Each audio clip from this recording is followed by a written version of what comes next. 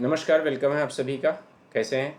आइए स्टार्ट करते हैं। कल हम लोग कहाँ तक पढ़ चुके थे? फाइनेंशियल इंक्लूजन इंडेक्स तक ना। तो आइए उसके आगे आज कंटिन्यू करते हैं। आज हम लोग पढ़ते हैं डिजिटल पेमेंट इंडेक्स। देखिए, डिजिटल पेमेंट इंडेक्स का उद्देश्य क्या था? उद्देश्य था कि जैसे डिजिटाइजेशन तो कर दिया, बट हाँ, उसका उद्देश्य ये था कि हम मापें, हम मीजर करें कि आखिरकार डिजिटाइजेशन का लेवल क्या है। ठीक है, तो आरबीआई द्वारा इसको 2020 में लाया गया है और इसका उद्देश्य था कि देश में भुगतानों के जो डिजिटाइजेशन है उसके स्तर की माप करना, to measure the level of the digitisation in the payments. इसके 5 पैरामीटर रखे गए। कौन कौन से? Payment enables. तो जो पेमेंट इनेबल्स है, देखो इसको टोटल इसमें एक बेस ईयर मान लिया गया 2018 को। ठीक है, 2018 को एक बेस ईयर मान लिया गया और ये वो वाला बेस ईयर ना समझिएगा जो नेशनल इनकम कैलकुलेट करता है। और इसमें मान लिया गया कि इसको 100, इसका स्कोर कितना मान लिया गया? 100। अब ये देखा गया कि बेसिकली उस 100 के स्कोर को डिवाइड कर दिया गया इन 5 पैरामीटर्स में। कौन? पेमेंट इनेबल्स कैसा है, इसको वेटेज दिया गया 25% का। ठीक है, जो पेमेंट परफॉर्मेंस है, पेमेंट परफॉर्मेंस को वेटेज दिया गया 45% का, कि आपकी पेमेंट परफॉर्मेंस कैसी है। भाई डिजिटाइजेशन हो रहा है, अगर पेमेंट इनेबल्स अच्छे हैं, अगर पेमेंट परफॉर्मेंस अच्छी है तो ठीक है, हम मानेंगे कि डिजिटाइजेशन हो रहा है। इसको इतना वेटेज दिया गया। ठीक है, ये वेटेज दिया गया, आता कितना है अलग बात है, बट इतना वेटेज दिया गया कि 100 जो स्कोर है उस 100 स्कोर को कैसे कैसे वेटेज में मापा गया। ठीक है, उसको डिवाइड किया गया, ध्यान दीजिएगा। अब पेमेंट इंफ्रास्ट्रक्चर जो है उसमें दो साइड उसको किया। एक डिमांड साइड से देखा गया कि पेमेंट इंफ्रास्ट्रक्चर कितना है, और एक सप्लाई साइड से देखा गया कि पेमेंट इंफ्रास्ट्रक्चर कैसा है। तो जो बेसिकली आप ये समझ लीजिए कि जो डिमांड साइड है, तो डिमांड साइड आपका 15% का दिया गया वेटेज। ठीक है, और सप्लाई साइड का आपका 10% का वेटेज दिया गया, और जो कंज्यूमर आउटरीच है उसको 5% का वेटेज दिया गया। अब आप देखिए कितना हो गया। हाँ ठीक है, ये हो गया ना 70। हाँ ठीक है, 70 और 30, 100 हो गया। ठीक है, तो इस तरह से इसको वेटेज दिया गया। अब ध्यान देना, अगर मैं डिजिटल पेमेंट इंडेक्स की बात करता हूँ तो कुछ डिजिटल पेमेंट इंडेक्स के बारे में आप एक चार्ट बना लीजिए। डीपीआई मतलब डिजिटल पेमेंट इंडेक्स। ठीक है, अब इसमें इस चार्ट में जो मैं बता रहा हूँ उस चार्ट को बना लीजिए। ऐसे अपने हिसाब से अच्छा सा बना लीजिएगा, मेरे चक्कर मत रहिएगा। मैं कितना भी गंदा सा बनाऊँ लेकिन आप अच्छा बनाइएगा। हाँ ठीक है, ठीक है, कोई बात नहीं, कंटिन्यू रखिए, कंटिन्यू रखिए। क्या हुआ? क्यों मैसेज कर रहे हो भाई? यहाँ पे पढ़ो, क्लास में, ग्रुप में मैसेज करने का क्या मतलब है? हैं? अभी पढ़ो, ध्यान से पढ़ो। अच्छा, कमेंट नहीं हो रहा है इसी वजह से परेशान हो ना, कोई बात नहीं, हो तो रहा है, सबका हो रहा है, तुम्हारा क्यों नहीं हो रहा है? हाँ, गुड इवनिंग, आशीर्वाद सबको। क्या समझ रहे थे? रिकॉर्डेड है क्या? चलो ठीक है, आओ पढ़ो। देखो, इसका निकाला गया मार्च 2019, ऐसे लिख लीजिए आप, मैं बता दे रहा हूँ, मार्च 2019। ठीक है, और सारे डेटा लिख लीजिए, मैं दिखवा दे रहा हूँ, लिखवा दे रहा हूँ आपका। फिर मार्च 2020 में क्या था इसका स्कोर? ठीक है, मार्च 2021,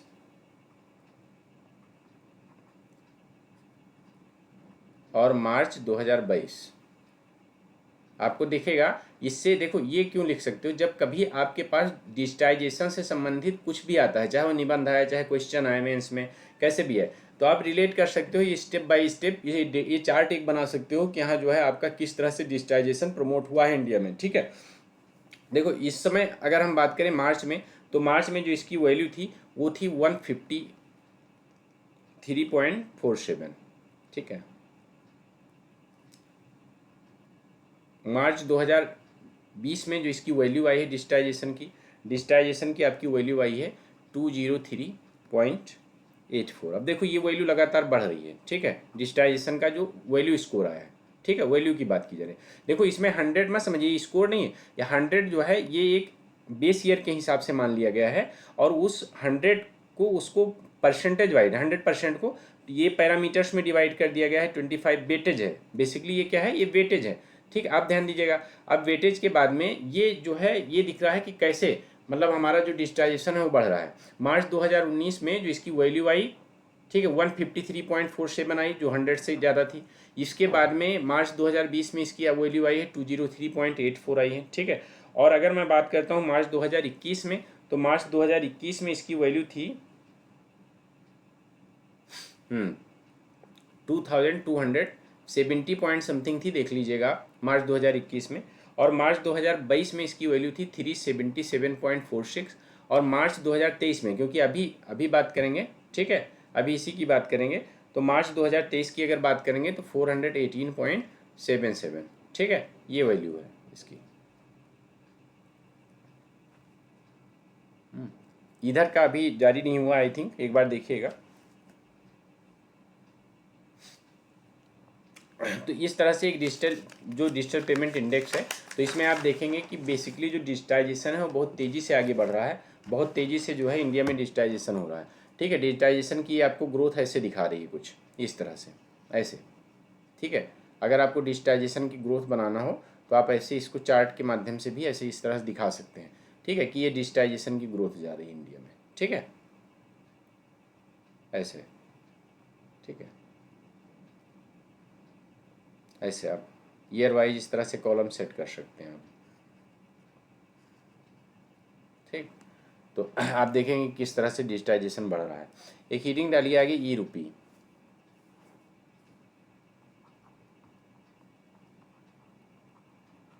ई रुपी, देखो ई रुपी को आरबीआई द्वारा जारी जो है डिजिटल करेंसी का एक प्री स्टेज भी कहा जाता है, ठीक है।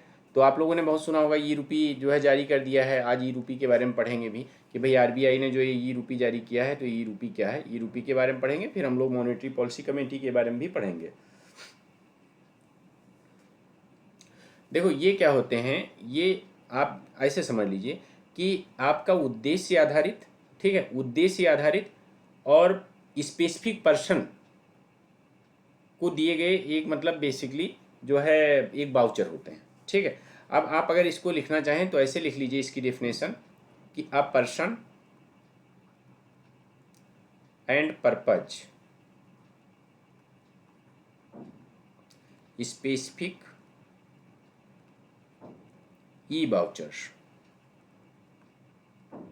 ई वाउचर्स, ठीक है। मतलब बेसिकली उद्देश्य और पर्सन दोनों के स्पेसिफिक ई वाउचर होते हैं, मतलब आधारित पर्सन के नाम से, मतलब जिस पर्सन को दिए जाते हैं उसी पर्सन को मिलेंगे, और जिस उद्देश्य के लिए दिए जाते हैं उसी उद्देश्य के लिए इनको कैश कराया जा सकता है। ऐसा नहीं है कि आप जो है क्या कहते हैं लिए हो कुछ किसी दूसरे काम के लिए और जाके बियर पी रहे हो खरीद के, तो ऐसा नहीं हो सकता है, ठीक है। अभी अखिलेश जज्बाती हो जाएंगे, ठीक है।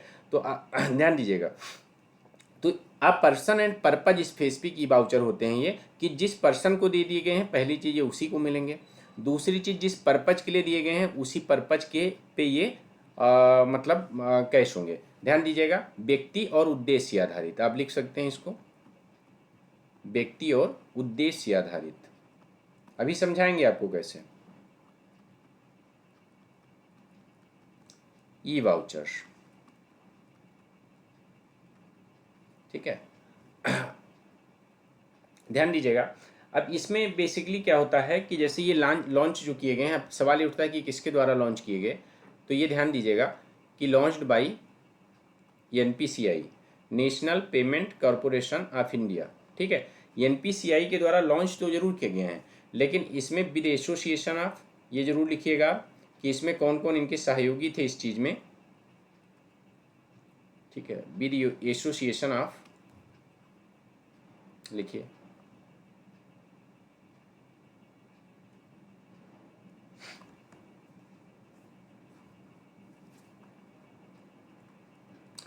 Department of financial services,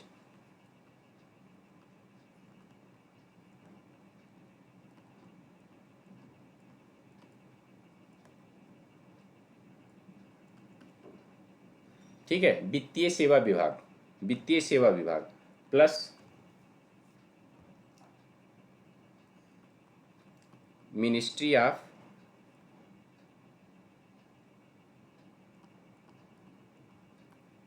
health and family welfare,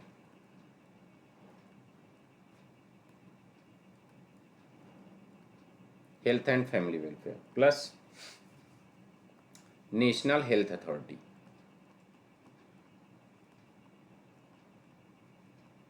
national health authority. अभी बात करेंगे कि ये कैसे काम करते हैं। पहली चीज़ तो ये समझिए कि जो national payment corporation of India है उसके द्वारा ये लॉन्च तो किया गया ये रुपी, ठीक है। लेकिन department of financial services, ministry of health and family welfare, national health authority, इसके सहयोग से इसको लॉन्च किया गया ई रूपी को। ठीक है, अब ये काम कैसे करता है इसको मैं आपको बताना चाहता हूँ कि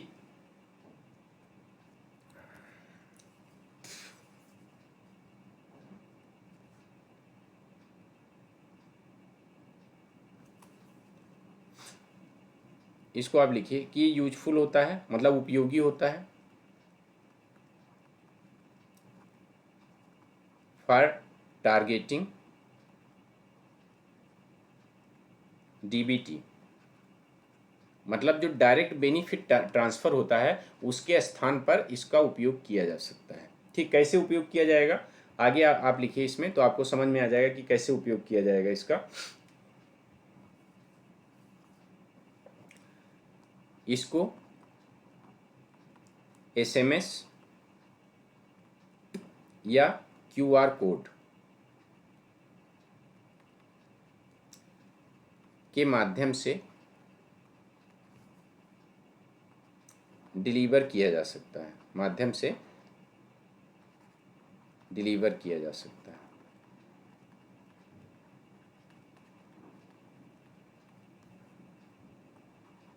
ठीक है, पहली चीज़। दूसरी चीज़ लिखिए, इसके लिए स्मार्टफोन की आवश्यकता नहीं है।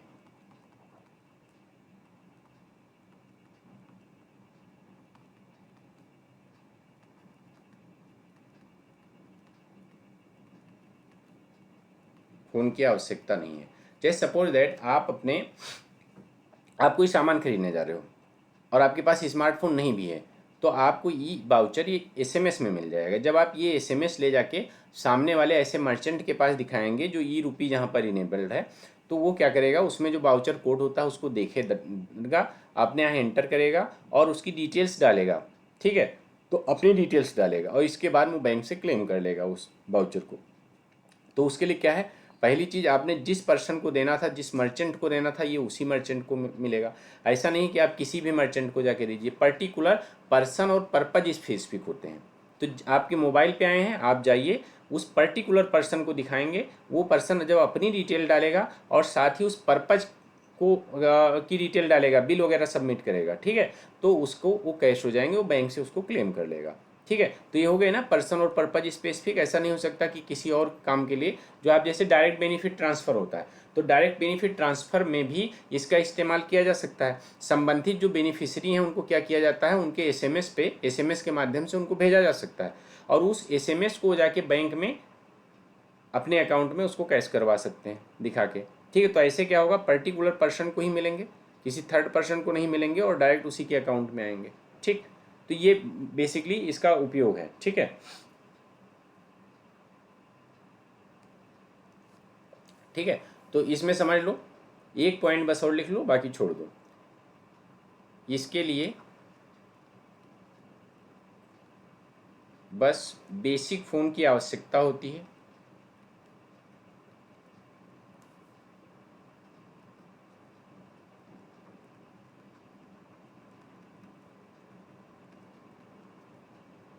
बेसिक फ़ोन की आवश्यकता होती है।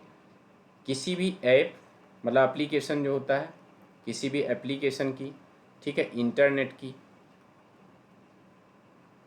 ठीक है, किसी भी एप्लीकेशन की, इंटरनेट की, ये सभी की आवश्यकता नहीं है। ठीक है, या कोई बैंक अकाउंट की भी आवश्यकता नहीं है।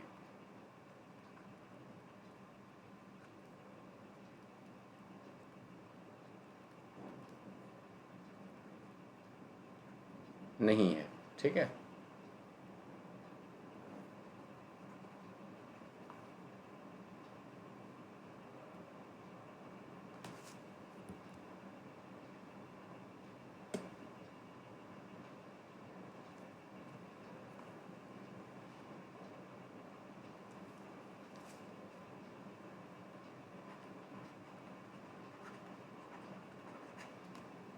ठीक। चलिए आइए आगे हम लोग जो बात करते हैं वो इम्पोर्टेंट है। आगे आप लिखिए मॉनेटरी पॉलिसी कमेटी, मौद्रिक नीति समिति, यानी कि ब्रैकेट में आप लिख लीजिए MPC, मॉनेटरी पॉलिसी कमेटी। इसके बारे में आपको लिखना है। देखिए, सबसे पहले तो मैं आपको एक चीज़ बताना चाहूँगा कि देखिए, किसी भी अर्थव्यवस्था में प्राइस स्टेबिलिटी बहुत ही महत्वपूर्ण होती है। अगर आपकी इकोनॉमी में प्राइस स्टेबिलिटी अच्छी है तो आपकी इकोनॉमिक ग्रोथ अच्छी रहेगी, ठीक है। और अगर प्राइस स्टेबिलिटी अच्छी नहीं है तो आपकी इकोनॉमिक ग्रोथ अच्छी नहीं रहेगी। तो बेसिकली मॉनेटरी पॉलिसी का जो उद्देश्य होता है वो उद्देश्य ही होता है प्राइस स्टेबिलिटी को मेंटेन करके रखना, ठीक है, मूल्य स्थिरता, ठीक है। क्योंकि मूल्य स्थिरता हमें क्या करती है, हमें लॉन्ग टर्म ग्रोथ पे फोकस करने देती है, ठीक है। शॉर्ट टर्म ग्रोथ की बजाय हमें लॉन्ग टर्म ग्रोथ की तरफ ले जाती है, ठीक है। तो सबसे पहले जो मॉनेटरी पॉलिसी के बारे में आप ये समझ लीजिएगा कि प्राइस स्टेबिलिटी मेंटेन करना इसका उद्देश्य होता है।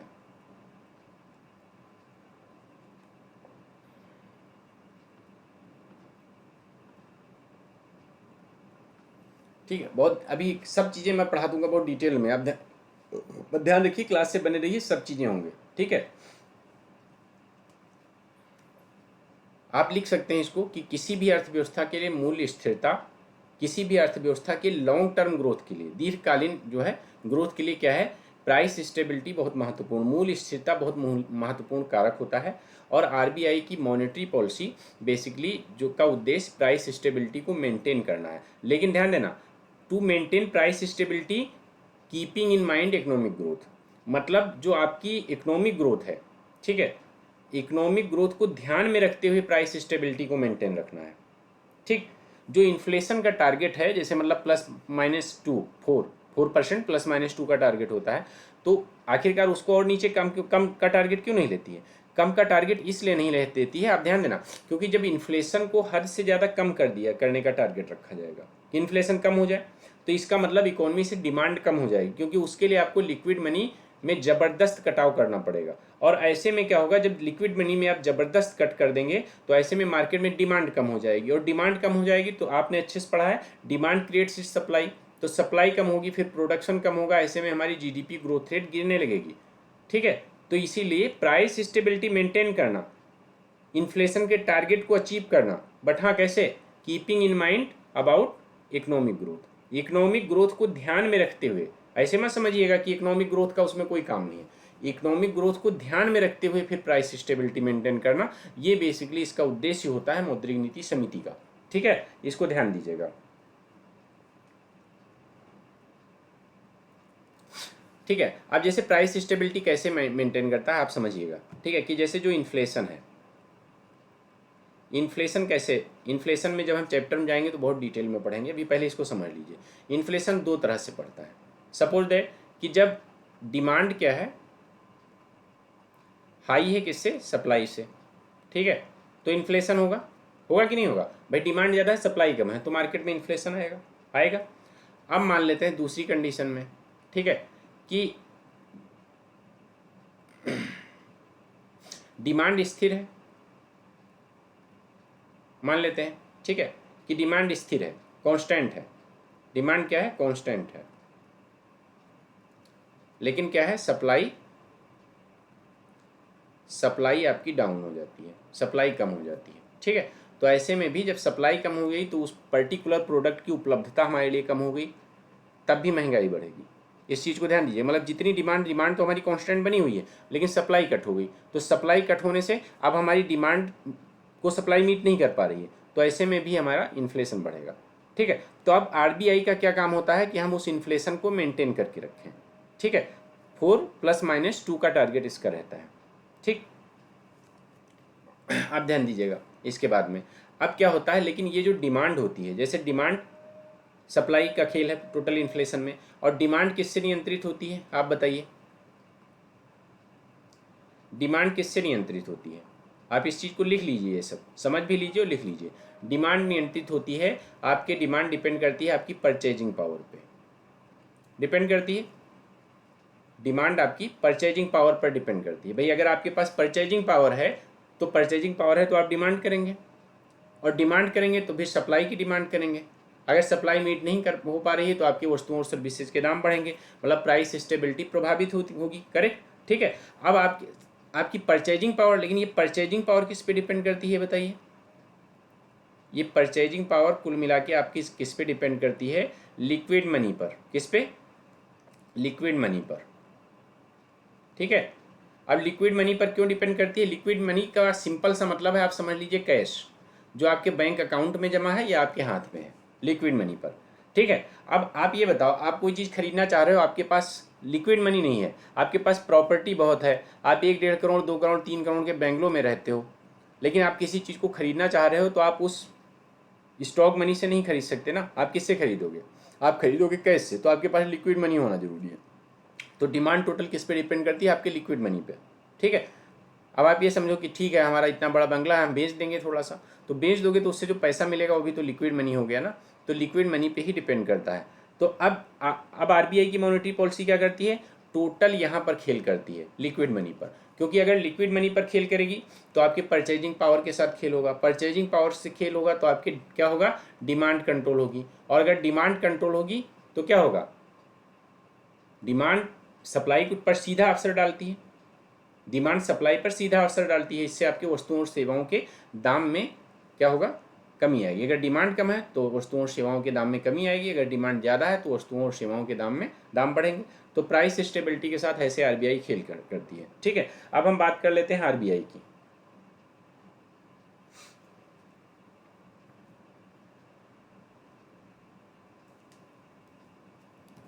लिखिए गठन, रीडिंग डालिए, आरबीआई का गठन, अरे सॉरी, मॉनेटरी पॉलिसी का गठन।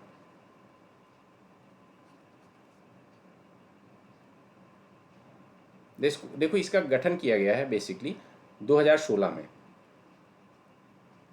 2016 में इसका पहली बार गठन किया गया, इसको 2016 में इंट्रोड्यूस किया गया। और 2016 में कैसे किया गया, ध्यान दीजिएगा, 2016 में कैसे किया गया, इसको किया गया, बहुत ध्यान से समझिएगा। बेसिकली एक चेंज किया गया आरबीआई एक्ट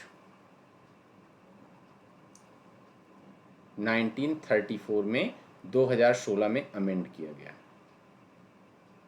ठीक है, इसको ऐसे भी लिख सकते हैं कि आरबीआई एक्ट अमेंडमेंट 2016। ठीक है, तो 2016 के माध्यम से इसके स्ट्रक्चर में चेंज किया गया मॉनेटरी पॉलिसी के। ठीक है, और क्या किया गया इसमें, जो सेक्शन 45Z बी, आरबीआई का एक्ट का सेक्शन 45Z बी, इसमें मॉनेटरी पॉलिसी से संबंधित प्रावधान ऐड किए गए। ठीक है, अब इस सेक्शन 45Z बी में क्या ऐड किया गया है, इसके प्रावधान आप समझ लीजिए कि कौन कौन से प्रावधान हैं इसमें।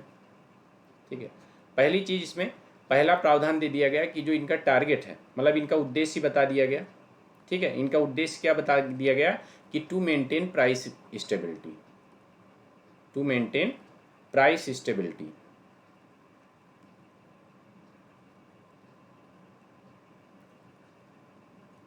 Price stability but keeping in mind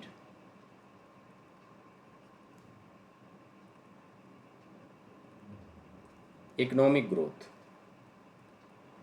economic growth को ध्यान में रखते हुए प्राइस स्टेबिलिटी मेंटेन करना, ये इसका उद्देश्य है। ठीक है, और साथ ही इसमें दूसरा पॉइंट आप लिख लीजिए, इसमें बताया गया कि इसमें कुल 6 सदस्य होंगे, इसमें कुल 6 सदस्य होंगे। 6 सदस्य में कौन कौन से होंगे ध्यान दीजिएगा, इसी में आगे लिख लीजिए। इसमें जो 6 सदस्य होंगे, वो 6 सदस्य में 3 सदस्य होंगे आरबीआई के। ठीक है, और बाकी जो 3 सदस्य हैं वो होंगे गवर्नमेंट के, वित्त मंत्रालय। ठीक है, जैसे मैंने अभी पढ़ाया था कि बैंकों पर पहले क्या होता था, नियंत्रण होता था किसका? आरबीआई का, और वित्त मंत्रालय दोनों का नियंत्रण होता था।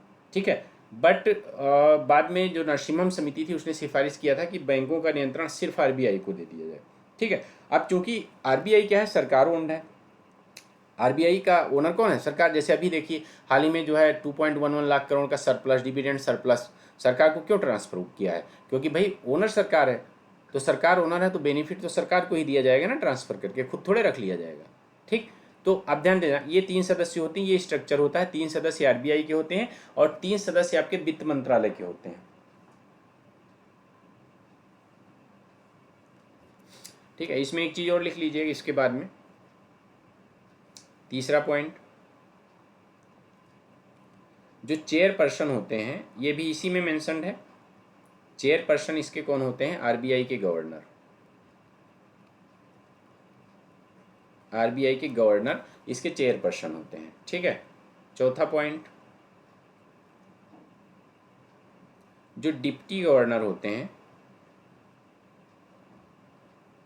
डिप्टी गवर्नर ऑफ आरबीआई, ये कौन होते हैं? ये इसके इंचार्ज होते हैं, मॉनेटरी पॉलिसी कमेटी के।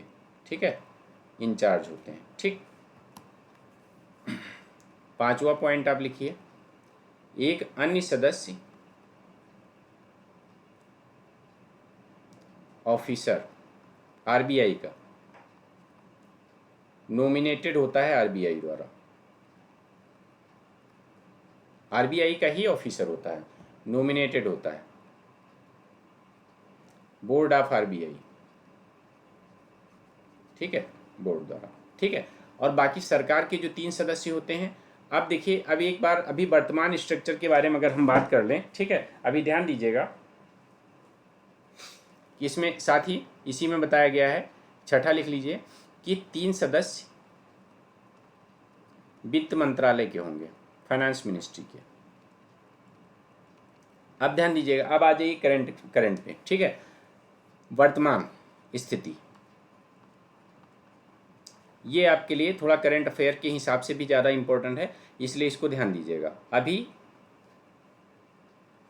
देखो, सबसे पहले आप ध्यान दीजिएगा कि इसी में भी लिख सकते हैं 7वां पॉइंट कि एमपीसी की मीटिंग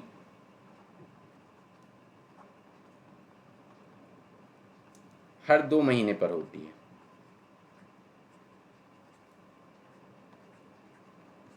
ठीक है, इससे संबंधित प्रीलिम्स में क्वेश्चन आया है।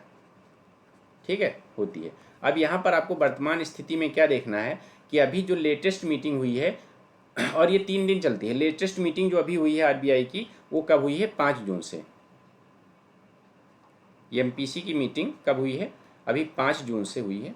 5 जून, 6 जून और 7 जून तक चली है 2024। ठीक है, अभी वर्तमान में।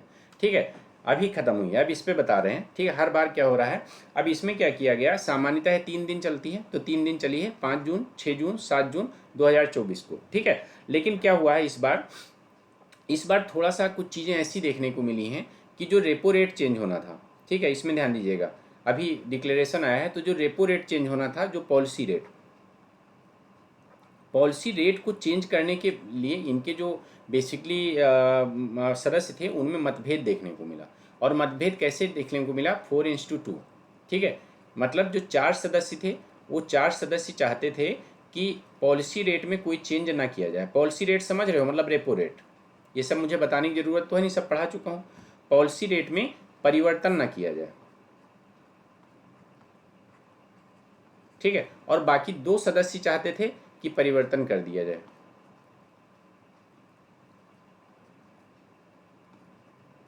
देखो, इसके जो निर्णय होते हैं वो हमेशा बहुमत से लिए जाते हैं।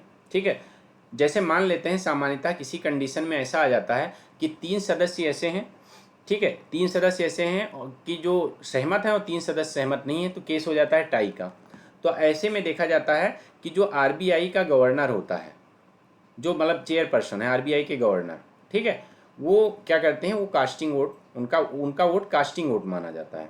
ठीक है, उनका वोट जो है वो कास्टिंग वोट माना जाता है, और वो जिधर वोट देते हैं उसी को निर्णय मान लिया जाता है। ठीक है, उसी को निर्णय मान लिया जाता है। तो इसमें फिलहाल ये 4:2 के सहमत थे, और नतीजा क्या हुआ, पॉलिसी रेट में कोई चेंज नहीं किया गया। पॉलिसी रेट पिछले 8 बार से 6.50% पे बना हुआ है, और इसी पे बना हुआ इस बार भी अभी कोई चेंजेज इसमें नहीं किए गए हैं। ठीक है, अब ध्यान दीजिएगा, इसमें चेंज ना करने के पीछे क्या मामला था? इसके चेंज ना करने के पीछे मामला ये था, ये कहा गया कि देखिए, अगर आप पॉलिसी रेट को बढ़ाते हैं, ठीक है, तो भी, और नहीं बढ़ाते हैं, तो जैसे इसको कम करने की बात हो रही, तो क्या कम करोगे? अगर 2 मेंबर चाह रहे थे इसको कम किया जाए तो 0.25 बेसिस पॉइंट, तो अगर इसको कम करोगे तो क्या होगा, लिक्विड जो अवेलेबिलिटी है वो बढ़ जाएगी, ऐसे में इन्फ्लेशन और बढ़ेगा। और इन्होंने बताया, इन्होंने तर्क दिया कि अगर मैं रिटेल इन्फ्लेशन की बात करूं, ठीक है, रिटेल इन्फ्लेशन बहुत डिटेल में हम लोग इन्फ्लेशन वाले टॉपिक में पढ़ेंगे, बट इन्होंने कहा जो रिटेल इन्फ्लेशन है वो मार्च 2024 में मार्च में, इसी 2024 में ये था 4.83% था। लेकिन अभी जब अप्रैल 2024 है तो इसमें सुधार तो जरूर हुआ है, 4% आ गया है ये इन्फ्लेशन। लेकिन क्या है, अभी इतना ज़्यादा सुधार नहीं हुआ है। रिटेल इन्फ्लेशन 4% का है, तो अभी 4% है, तो प्लस माइनस का टारगेट रहता है, लेकिन केवल रिटेल इन्फ्लेशन की है। लेकिन जो फूड इन्फ्लेशन है, फूड इन्फ्लेशन में इसमें बताया गया कि पिछले साल 6.7% का था, लेकिन इस बार जो फूड इन्फ्लेशन है वो 7% है। तो इस वजह से चूंकि फूड इन्फ्लेशन बहुत ज़्यादा है, तो इसलिए रेपो रेट में कोई चेंज नहीं होनी चाहिए। ठीक है, ये बात कहेगी। और खैर इनकी ये बात मान ली गई, क्योंकि 4:2 से तो बहुमत के आधार पर निर्णय होते हैं, इसी वजह से इनकी बात मान ली गई और उसमें कोई भी चेंज नहीं किया गया। तो अभी भी आपका रेपो रेट कितना है, रेपो रेट वही है जो पहले था, 6.50%। ठीक है, अब ध्यान देना, हम अगर वर्तमान स्ट्रक्चर देख लेते हैं इसका एक बार, वर्तमान संरचना एमपीसी की, ये एमपीसी की वर्तमान संरचना हम लोग देख लेते हैं एक बार, ध्यान दीजिएगा। इसमें कुछ मेंबर के नाम मैं लिख रहा हूँ, आप नोट कर लीजिए। पहला शक्तिकांत दास,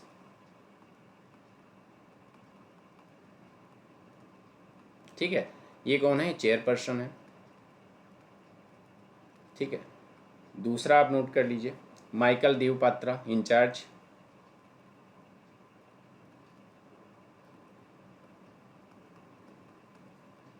तीसरे सदस्य का नाम है राजीव रंजन। ये किससे हैं, ये तीनों सदस्य हैं आरबीआई से। किससे, आरबीआई से, ध्यान दीजिएगा। ठीक है, अब बाकी के जो गवर्नमेंट के सदस्य हैं, उन गवर्नमेंट के सदस्यों पर हम बात कर लेते हैं। गवर्नमेंट के जो सदस्य हैं वो चौथे नंबर पर आप लिख लीजिए, ये हैं आशिमा गोयल।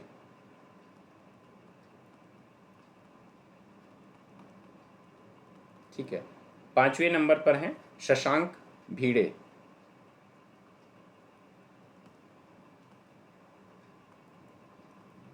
ठीक है, और छठे मेंबर हैं इसके जयंत वर्मा।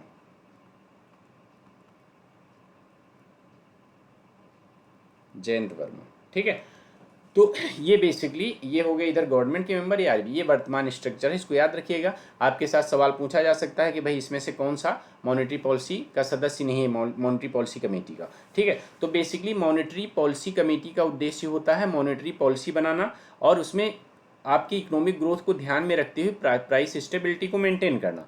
अब इसके लिए मैंने आपको पहले ही पढ़ाया है कि जो प्राइस स्टेबिलिटी गवर्नमेंट मेंटेन करती है वो किसके माध्यम से करती है, मैंने आपको सारी चीज़ें पढ़ाया है। ठीक है, एक तो रेपो रेट, ये भी आप पढ़ चुके हैं, ये सभी मॉनेटरी पॉलिसी के पार्ट हैं। ठीक है, देखो इसमें जो मॉनेटरी पॉलिसी लाती है वो दो तरह की लाती है, एक क्वांटिटेटिव एक क्वालिटेटिव। तो जो क्वालिटेटिव टूल्स होते हैं आरबीआई के, क्वालिटेटिव टूल्स इनडायरेक्ट फर्क प्रभाव डालते हैं आपके इन्फ्लेशन पे, ठीक है, प्राइस स्टेबिलिटी पे। लेकिन कुछ डायरेक्ट टूल्स होते हैं जो हमारे लिए ज़्यादा इंपॉर्टेंट होते हैं, जो जिनसे सवाल भी पूछे जाते हैं, वो डायरेक्ट टूल्स डायरेक्ट इफेक्ट डालते हैं, जैसे रेपो रेट हो गया।